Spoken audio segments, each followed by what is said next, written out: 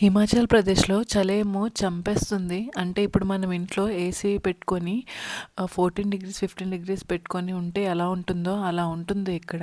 So, మా ఇల్లు hall మొత్తం చాలా చల్లగా ఉందని మా ఆయనేమొచ్చి గత్తాలు పెడుతున్నాడు కిటికీలకి.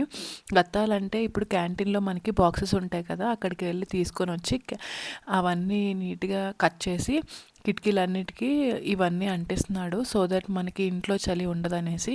ఈలోపు నేను వంట ప్రిపేర్ చేశాను. బెండకాయ ఫ్రై చేశాను. ఇది చాలా ఈజీ. నేను చేసినట్టు మీరు చేస్తే టేస్ట్ మాత్రం అదిరిపోతుంది. బెండకాయ ఫ్రై చేసేటప్పుడు మూత కూడా పెట్టకూడదు.